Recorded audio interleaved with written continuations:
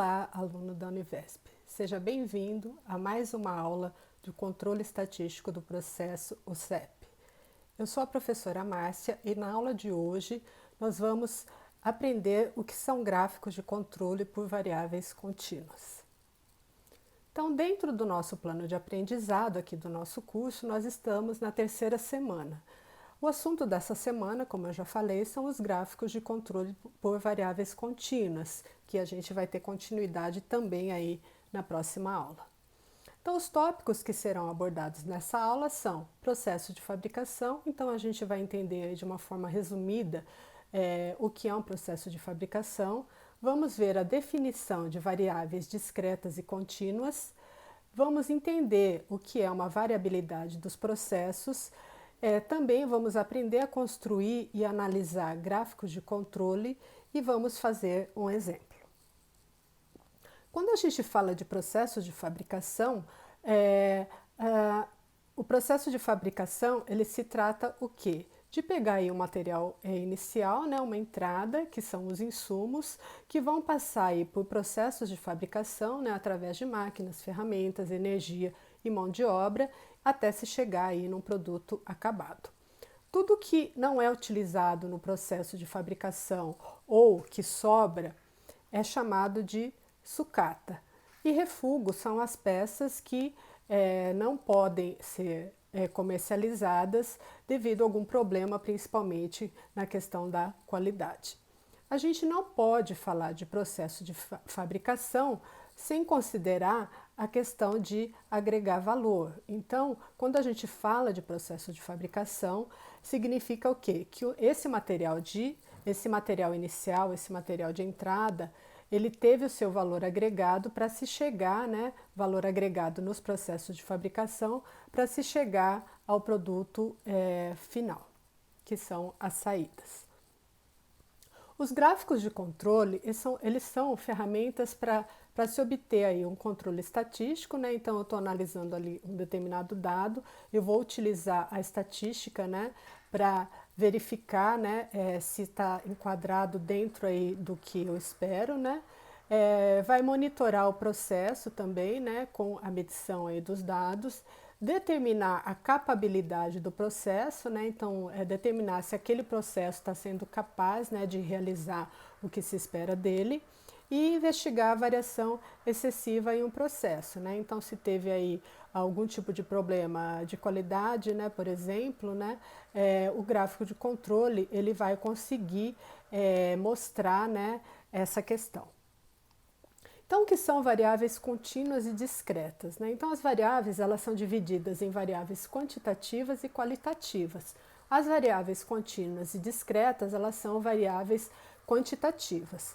Então, as variáveis contínuas são as variáveis que podem ter valores que não sejam só inteiros. Então, podem ser valores inteiros ou valores fracionados. Então, num determinado intervalo, podem tomar quaisquer valores, sejam estes inteiros ou fracionários. Então, por exemplo, né, um comprimento, né, eu posso aí ter um comprimento aí de 10 milímetros, como 10,1, 10,2 milímetros e assim por diante, né? O mesmo eu posso falar da área, né, volume, peso, proporções, porcentagens, ângulos, valores das funções trigonométricas e temperatura. Uma variável ela é dita discreta quando ela deve ser contada por unidades inteiras. Então, por exemplo, o número de filhos, então ninguém tem um filho e meio, né? Ou 2 filhos, 3, né? Vagas no estacionamento e quantidade de livros em uma biblioteca. Então, as variáveis que nós vamos utilizar aqui na construção dos gráficos de controle são as variáveis contínuas. Então, a variabilidade do processo, ela começou a ser estudada pelo Shewhart no começo do século passado. Então, já faz cerca de 100 anos, né, que ele começou, né, a estudar a variabilidade do processo aí, utilizando os métodos estatísticos. Então, a variabilidade do processo nada mais é que uma métrica, né, de como a saída do processo muda com base na variação dos parâmetros do processo. Então, como que eu posso, né, analisar todas as saídas do processo de acordo ali com os itens que eu estou analisando? Dois produtos ou características nunca são exatamente iguais, pois qualquer processo quaisquer processos podem conter muitas fontes de variabilidade.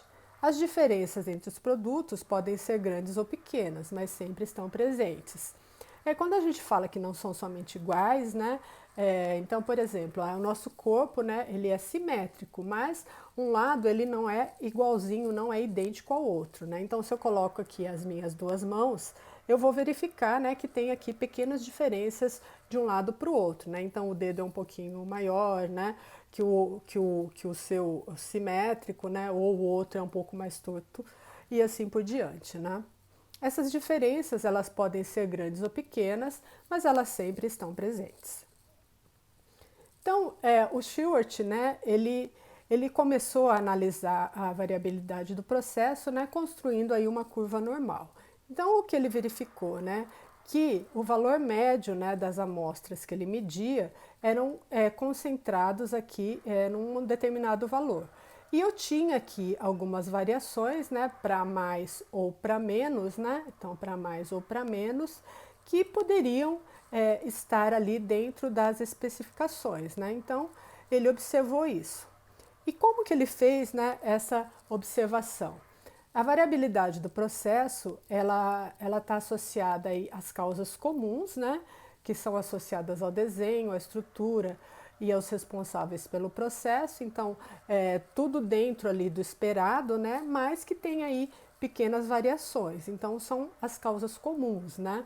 Então, deu um probleminha ali que era esperado, então ele vai, né, ele está dentro ali do esperado na sua variação, né? Então, por exemplo, né, quando eu faço a programação de um voo, né, então ele tem ali o horário de partida e o horário de chegada, né, e ali tem uma variação que pode acontecer se tudo transcorrer normalmente, tá? E as causas especiais são imprevisíveis, esporádicas, causando grandes variações no processo. Então, ainda citando aí o exemplo do voo, né? Então, se eu tenho aí, por exemplo, uma turbulência, né? Tem que se fazer um desvio para fugir aí de uma tempestade, aí ela vai fazer com que aconteça um atraso muito grande no voo, já que é uma causa aí que ela é esporádica, né? Então ela não está dentro aí do planejado. Também pode ter que fazer um pouso de emergência, né, para depois sair novamente. Então é uma causa especial, né, que vai fugir aí dentro dos padrões aí das variáveis comuns, né, dentro desse processo. Então, um processo ele é dito sob controle ou estatisticamente estável quando somente as causas comuns estiverem presentes e controladas. Então, se eu estou ali analisando aquelas causas que são comuns, que são inerentes ali àquela parte que eu estou analisando, né, seja aí, de um processo aí de montagem, um processo de usinagem, qualquer processo aí de fabricação, né?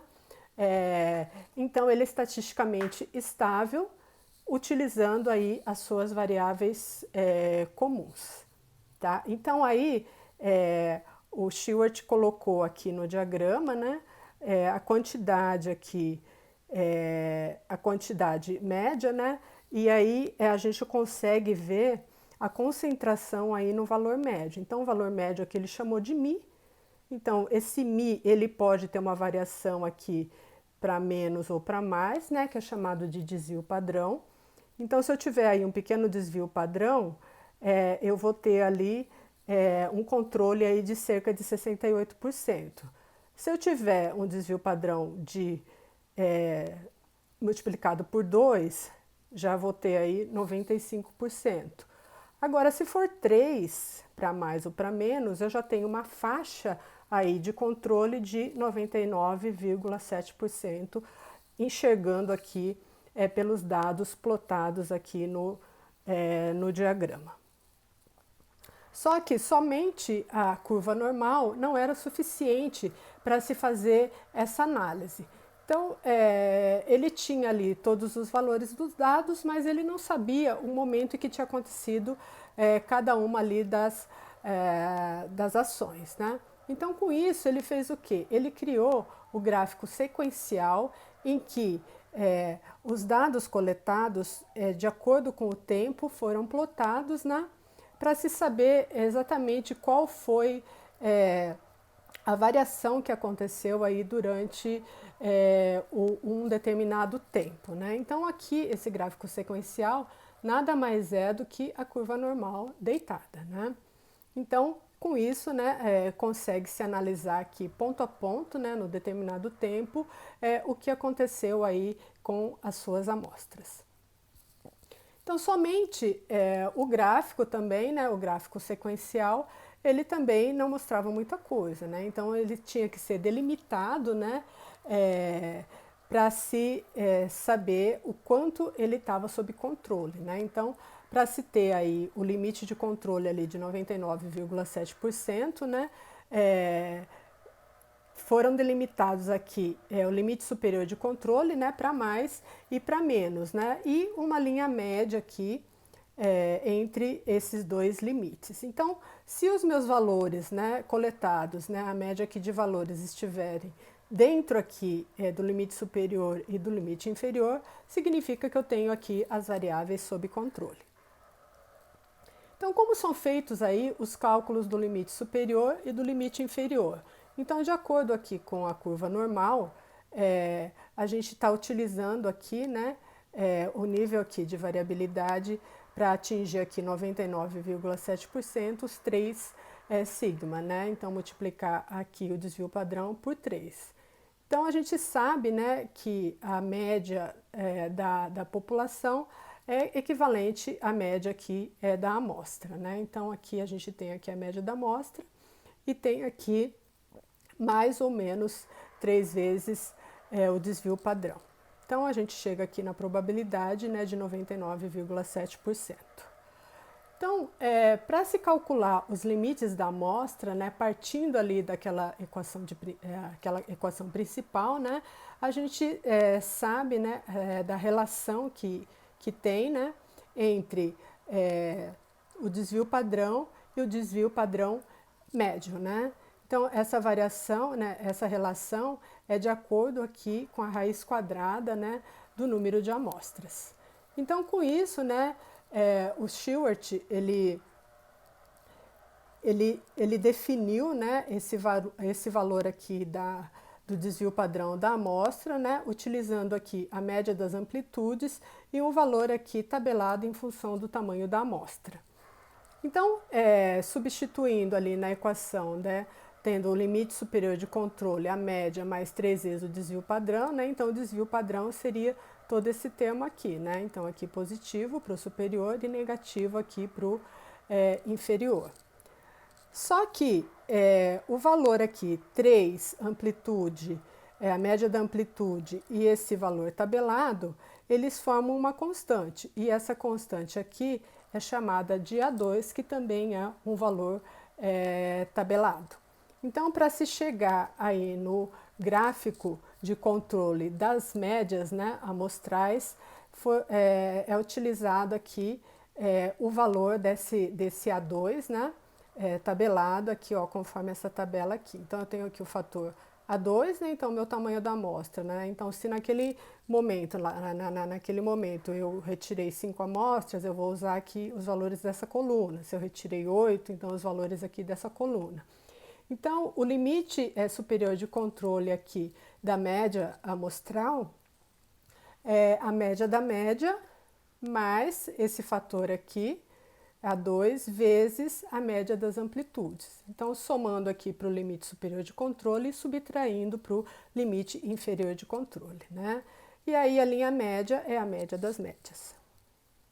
Então, como que eu construo aqui o gráfico de controle, né? Então, eu tenho aqui 15 amostras retiradas, né?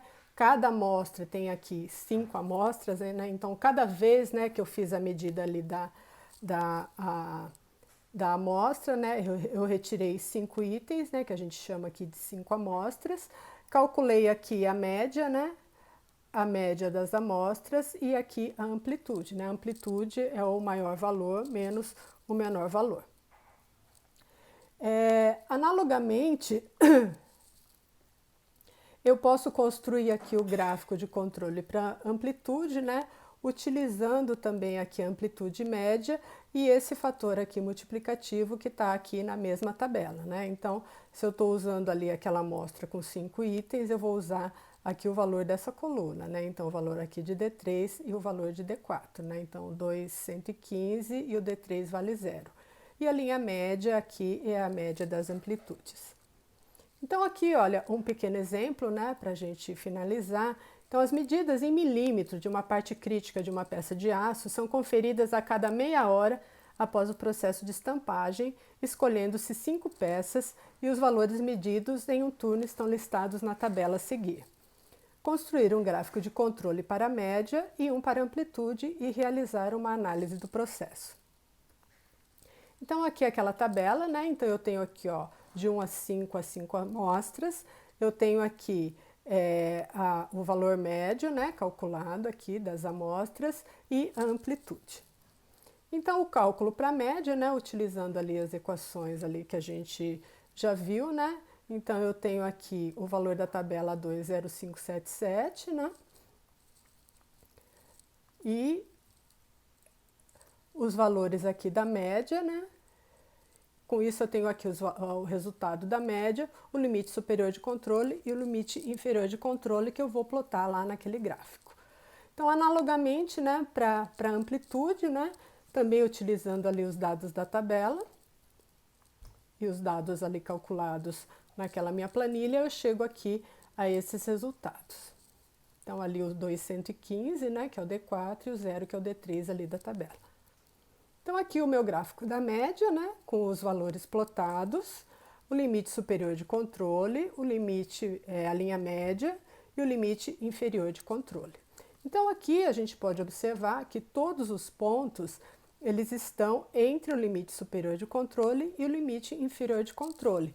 Então, dizendo que esse processo, ele está 99,3% sob controle. Então, eu não tenho nenhum ponto aqui fora, né, do limite superior nem do limite inferior e não tenho aqui nenhuma tendência, né? Então, aqui o gráfico aqui ele cresceu, mas depois caiu.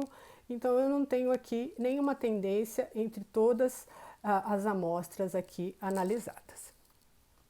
A mesma coisa eu faço aqui com o gráfico de amplitude, né? Eu ploto aqui os valores ali medidos, né? O valor aqui do limite superior de controle, do limite da linha média e do limite inferior de controle. Também aqui nesse gráfico a gente pode analisar, né, que nenhum ponto aqui ficou fora, né? Então, todos os pontos estão sob controle aí, de acordo aí com os gráficos, né? Então, não tem nenhuma causa, né, especial que está fazendo aí modificações no meu processo. Né? Então, com isso, né, a gente conseguiu, né, analisar, utilizando a estatística, né, uma forma de se controlar, né, valores utilizando aí gráficos da estatística, né? A gente vai continuar na próxima aula, né, analisando aí os pontos, né, que podem ficar fora aqui do limite superior e do limite inferior e quais as ações que podem ser tomadas. Então, até a próxima aula.